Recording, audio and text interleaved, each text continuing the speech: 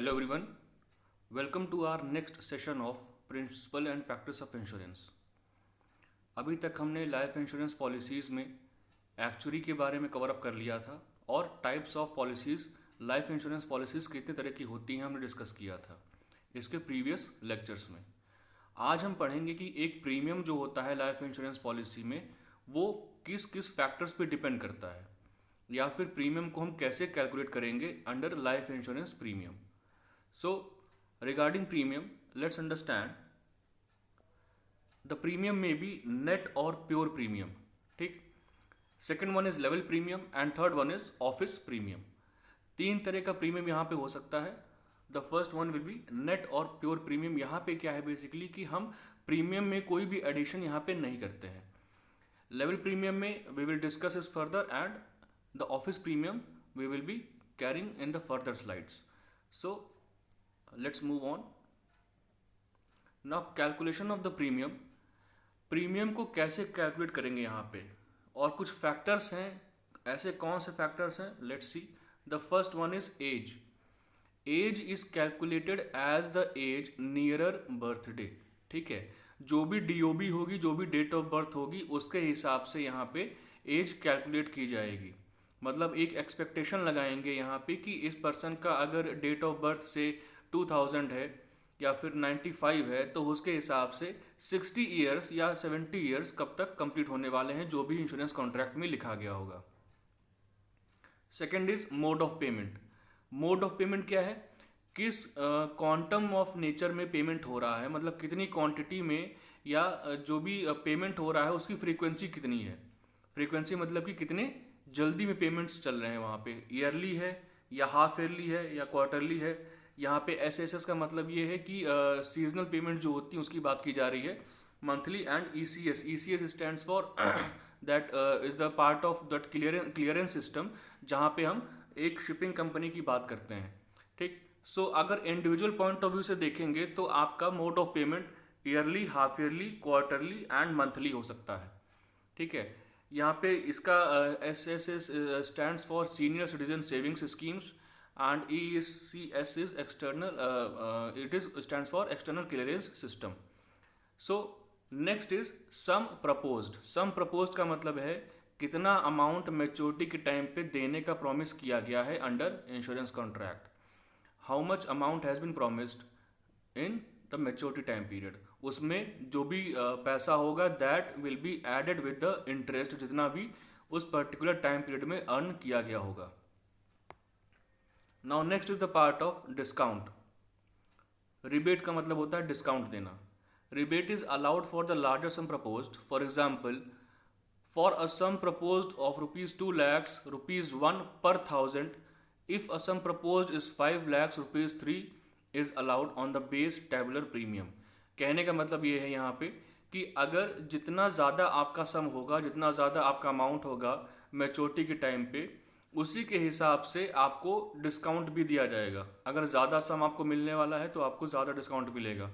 यहाँ पे अगर एग्जांपल दे रखा है कि अगर 2 लाख आपको मिलने हैं at the time of maturity, तो पर 1000 रुपये पे ₹1 का डिस्काउंट मिलेगा।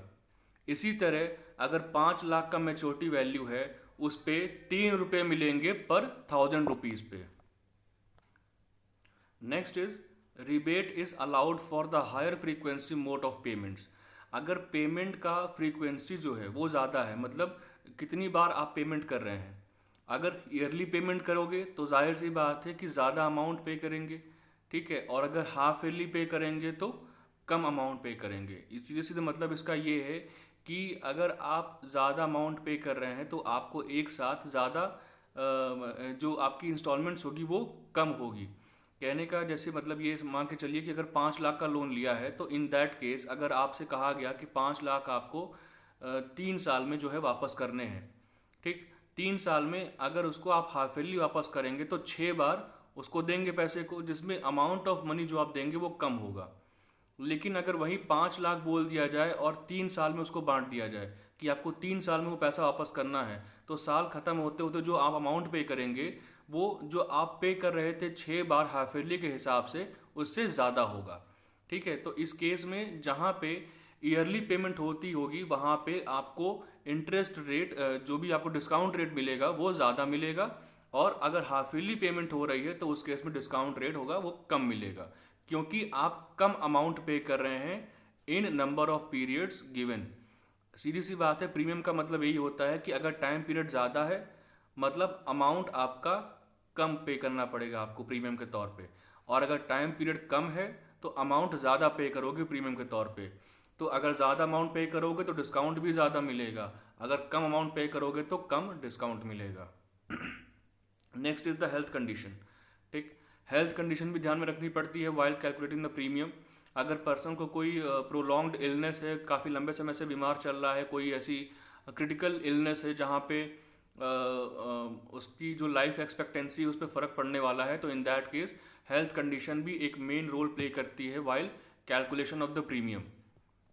Next is the factors. Factors को डिफाइन कर दिया गया यहाँ पे। देखिए, पहला फैक्टर्स था age, second was health, sum assured, कितना अमाउंट मिलेगा आपको मैच्योरिटी के टाइम पे, type of plan, type of plan में कौन सा प्लान वहाँ पे एप्लीकेबल है। हमको पता है कि लाइफ इंश्योरेंस में कितने प्लान होते हैं, whole life insurance, term insurance, endowment plans, and one more is there that is that protection cum savings plan जो होता है आपका। ठीक है, सो इस केस में नेक्स्ट फैक्टर आपका आ जाएगा मोर्टैलिटी। मोर्टैलिटी का मतलब क्या है कि what is the life expectancy, कितने समय तक वो पर्टिकुलर इंसान जिएगा एज पर द कैलकुलेशंस। एक एजम्पशन लगा लिया था हमने डेट ऑफ बर्थ को देखते हुए और उसकी जो हेल्थ कंडीशन है उसको देखते हुए कि कितने साल तक इस इंसान की लाइफ सर्वाइवल लिमिट हो सकती है। Next is interest rate. Interest rate को ध्यान में रखना। इंटरेस्ट रेट डिसाइड कैसे होता है, एज पर द इन्फ्लेशन। ठीक है, इन्फ्लेशन आने वाले टाइम पीरियड में कितना ज़्यादा होने वाला है उसके बेसिस पे हम इंटरेस्ट रेट डिसाइड करते हैं यहाँ पे। So these were the basic factors जहाँ पे जिनको ध्यान में रखना है while calculating the premium. Now plans of life insurance. Plans of life insurance और कुछ नहीं है, they are basically the types. हम यहाँ पे टाइप्स की बात कर रहे हैं और टाइप्स जो है we have done it in the previous lectures. So types के बारे में बस मैं आपको बता देता हूँ एक शॉर्ट वे में। टाइप्स में देखिए, टर्म इंश्योरेंस प्लान हमने पढ़ा था। क्या होता है कि टर्म इंश्योरेंस प्लान में अगर पर्सन की डेथ हो जाती है you will that nominee will get the payment, अगर डेथ नहीं होती तो पैसा पूरा पूरा वहाँ पे लैप्स हो जाता है। होल लाइफ पॉलिसी में क्या होता है, अगर डेथ होगी तो पैसा मिलेगा, अगर सर्वाइवल हो गया तो भी पैसा मिलेगा। इन दोनों केस में पैसा मिल जाता है। ठीक है, सर्वाइवल होता है तो पैसा मिल जाता है, और इस केस में अगर सर्वाइव कर जाता है आपका जो एश्योर्ड पर्सन होता है तो उस केस में पूरा पैसा वो मिलता ही नहीं है। इन केस अगर वो एक्सीडेंट होगा या फिर जिस वजह से कराया गया था इंश्योरेंस उसी के बिहाफ पे पैसा मिलेगा। Next is pure endowment plan. Endowment plan में क्या होता है कि यहाँ पे you are entitle to get the money. ठीक है, आपने लिमिट आपने इंश्योरेंस कराया है अपना तो आपको पैसा मिलेगा चाहे कोई भी कंडीशंस अराइज हो या ना हो। मनी बैक प्लान में it works as a part of savings की बात कर सकते हैं यहाँ पे, या फिर इसमें एक फीचर होता है कि इन्वेस्टमेंट की तरह काम करता है ये, कि आपने कुछ पैसा इन्वेस्ट किया है कहीं और आपको जब भी ज़रूरत होगी तो आप वहाँ से वो पैसा विड्रॉ कर सकते हैं स्मॉल अमाउंट ऑफ मनी में। And last one is endowment insurance plan. Endowment insurance plan इसी का एक पार्ट होता है इंश्योरेंस प्लान का, जहाँ पे थोड़े से फीचर्स बदल जाते हैं और जो कंडीशंस एंड टर्म्स होती है वहाँ पे रेक्टिफाई की जाती हैं according to the need and the age limit of the insured person. Next is bonus. Now what is bonus. Bonus क्या है, सुना कई बार होगा। क्या होता है, एक एडिशन होता है आपकी टोटल पेमेंट में। ठीक, now regarding the terms of insurance, what is a bonus. A bonus is a benefit in addition to the sum assured that is distributed to with profit or participatory policy holders। ठीक है, क्या है, एक addition of sum of money होता है into the total matured value, जितना पैसा मिलने वाला है आपको उसमें एक एडिशन ऑफ मनी होता है, और ये मिलता किसको है, to the participatory policy holders. ठीक है, जो भी आपके पॉलिसी होल्डर्स हैं वहाँ पे, अगर सिंगल पॉलिसी होल्डर है तो उसको मिलेगा, अगर group of person policy holders हैं तो they will get the money. Type of bonus, simple reversionary bonus, compound reversionary bonus, terminal bonus and interim bonus. मतलब क्या होता है, सिंपल की जहाँ बात करेंगे we are talking about, when we talk about simple reversionary bonus we are talking about the simple interest. ठीक, we are talking about the simple interest. Compound reversionary bonus में हम कंपाउंड इंटरेस्ट की बात करेंगे। मतलब जो भी आपको इंटरेस्ट मिलेगा वो हर साल जो है ऐड ऑन होता जाएगा। ठीक है, अगर मान के चलो कि 2021 चल रहा है और 5 साल बाद इंटरेस्ट मिलने वाला है, 5 साल बाद आपको अमाउंट मिलने वाला है 5 lakhs का, तो अगर उस पर 10% का चार्ज लग रहा है, मतलब 50,000 जो है इंटरेस्ट आपको मिलेगा, और ये इंटरेस्ट जो होगा हर साल ऐड ऑन होता जाएगा। मतलब पहले साल के लिए 5,50,000 हो जाएगा, दूसरे साल के लिए 5,50,000 पे फिर 10% इंटरेस्ट लगेगा। ठीक है, तो इंटरेस्ट पे इंटरेस्ट लगता जाएगा in case of compound reversionary bonus. लेकिन सिंपल रिविजनरी बोनस पे सिर्फ और सिर्फ साल में एक बार इंटरेस्ट लगेगा, और वहाँ पे आपका जो इंटरेस्ट में ऐड ऑन कंपोनेंट नहीं होगा। ठीक है, इंटरेस्ट ऐड ऑन नहीं होगा, सीधे सीधे एक बार ही इंटरेस्ट वहाँ पे लगाएंगे हम। Next is terminal bonus. Terminal bonus क्या होता है कि जब भी आपका मेच्योर्ड वैल्यू डिफाइन हो जाती है, मतलब टाइम लिमिट जो होगा इंश्योरेंस का वो ख़त्म होने वाला है, सो वहाँ पे इन्फ्लेशन को ध्यान में रखते हुए बोनस कैलकुलेट करेंगे। और टर्मिनल बोनस का मतलब क्या है, अब पॉलिसी जो है टर्मिनेट हो चुकी है, पॉलिसी जो है ख़त्म होने वाली है, ख़त्म होने के कगार पे है, in that case you get the terminal bonus. Interim bonus is what?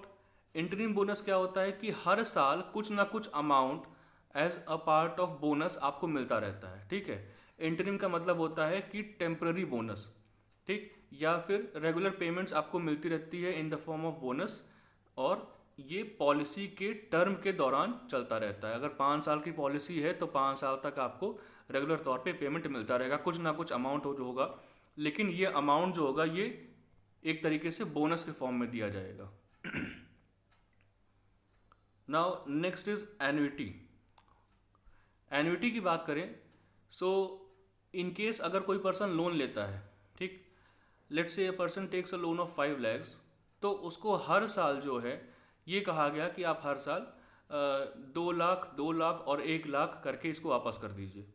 ठीक है, 3 साल में अगर उसने वापस करना है तो। अब इस केस में क्या है, हमने इंटरेस्ट नहीं ऐड ऑन किया है। ठीक, इंटरेस्ट हमने ऐड ऑन नहीं किया है, या फिर ये कहें कि जो वो 2 लाख, 2 लाख और 1 लाख देगा 3 साल में, ये क्या कितना हो जाएगा, 5 lakhs, 2 + 2 + 1 इज 5। सो ये 5 lakhs जो अमाउंट, टोटल अमाउंट होगा, और जो पेमेंट हो रही है 2 लाख, 2 लाख, 1 लाख की, इसको बोलते हैं क्या, एन्युटी। ठीक है, it is just like EMI।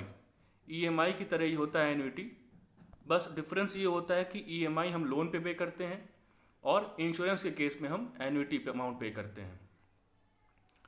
So in the case of annuity it is an investment. ठीक, एक तरीके से हम इन्वेस्टमेंट कर रहे हैं, क्या बोलते हैं इसको, प्रीमियम के तौर पे पैसा पे करते हैं। यहाँ पे इन्वेस्टमेंट कर रहे हैं हर महीने या फिर हर साल, ये बस रेक्टिफाई करने के लिए, बस जानने के लिए कि हमको कितना पैसा मिलेगा in the future time period. Individual page either lump sum amount और रेगुलर पेमेंट्स, या तो वो सीधे सीधे एक पेमेंट देगा, जैसे हमने एग्जांपल लिया था अभी, 2 लाख एक बार, 2 लाख अगली बार और 1 लाख नेक्स्ट टाइम पे, या फिर इसी टोटल अमाउंट को वो और डिफरेंट पार्ट्स में बांट लेगा। ठीक, जैसे 6 महीने पे 50,000, अगले 6 महीने पे फिर 50,000, नेक्स्ट ईयर अगले 6 महीने पे 50,000। ठीक है, तो इस तरीके से उसको बांट सकते हैं। तो या तो आप एक साथ अमाउंट पे कर दीजिए, या फिर उसको छोटे छोटे पार्ट्स में डिवाइड करके पे कर सकते हैं। That is the called as annuity. Next is at the end of the specified period the individual receives regular income. जैसे ही वो टाइम खत्म हो जाएगा, कौन सा टाइम, 3 साल को जो हमने यहाँ पे एग्जांपल लिया था कि हमको 5 लाख अमाउंट 3 साल के अंदर पे करने हैं, 3 साल पूरे होते ही अब वो 5 लाख जो जमा हुए हैं किसी कंपनी के पास में, अब उसको in the form of return वो वापस करेगी। ठीक, और वो कैसा होगा, he will receive the regular income. ठीक है, रेगुलर इनकम के तौर पे वो पैसा मिलता जाएगा। नो मेडिकल चेकअप, यहाँ पे कोई भी मेडिकल चेकअप नहीं होता है in this case. Can opt to receive annuity as yearly, half yearly, quarterly and monthly. ठीक है, जैसे चाहे वैसे एन्युटी आप जमा कर सकते हैं। ठीक, it may be yearly, half yearly, quarterly और monthly. Has option to receive as whole life, fixed period, fixed number of years and life, or in case of joint policy this is called joint applicant survives। ठीक है, कैसी भी चाहे तो पैसा वापस ले सकता है, या तो होल लाइफ पॉलिसी के अंडर में ले ले, ठीक, या फिर फिक्स्ड पीरियड जैसे कि हमारा फिक्स डिपॉजिट होता है आपका, उसके बेसिस पे ले सकता है पैसा, या एक नंबर ऑफ ईयर्स पहले डिसाइड कर लिया जाए वहाँ पे कि हाँ इतने साल बाद हमको पैसा चाहिए। So it depends upon the need of the policy holder कि वो किस तरह से वो पैसा वापस चाहता है, वापस रिटर्न में चाहता है। और अगर वहाँ पे जॉइंट लाइफ पॉलिसी है, सो उस केस में अगर जॉइंट लाइफ पॉलिसी में एक इंसान मर जाता है, इन केस एक इंसान की डेथ हो जाती है, सो जो दूसरा इंसान है जो उसका पार्टनर है, जो लाइफ इंश्योरेंस पॉलिसी में जिसका पार्टनरशिप था, उसको पैसा मिलता रहेगा जब तक कि वो सर्वाइव करेगा।